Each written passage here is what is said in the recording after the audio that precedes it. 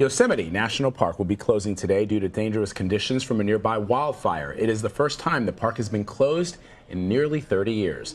The Ferguson Fire has burned about 38,000 acres in California's Sierra Nevada mountains. Scorching heat is creating problems for firefighters who will work in nearly 100-degree temperatures today.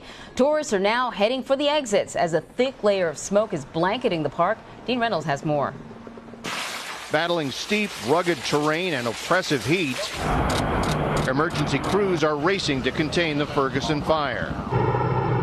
For nearly 2 weeks, flames have chewed through more than 57 square miles of forest in the Sierra Nevadas, blanketing nearby Yosemite National Park in a thick cloud of smoke. We're seeing variable air quality, but it's the sustained exposure that concerns us. Those concerns led park officials to close the 7.5-mile valley, causing the cancellation of at least 1,000 hotel and lodge reservations during the peak summer season.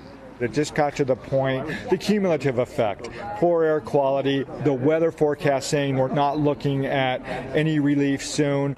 The decision gives firefighters time to perform preventative measures without interference from tourists, many of whom have had their trips cut short.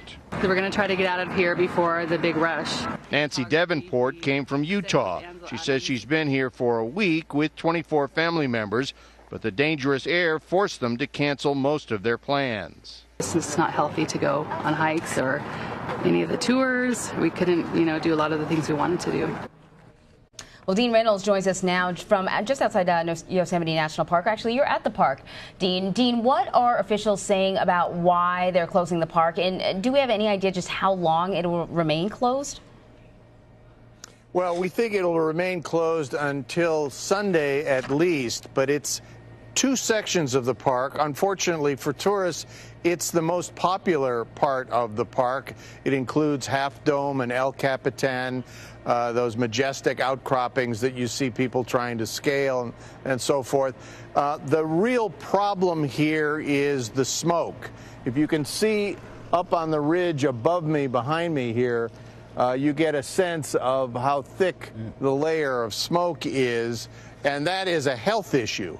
It's not so much the flames. The flames are still outside the park, but the winds are carrying the smoke into the park and probably will continue until the flames can be doused outside the park. And so, Dean, is the biggest challenge for firefighters right now the smoke, the flames, or a combination of both?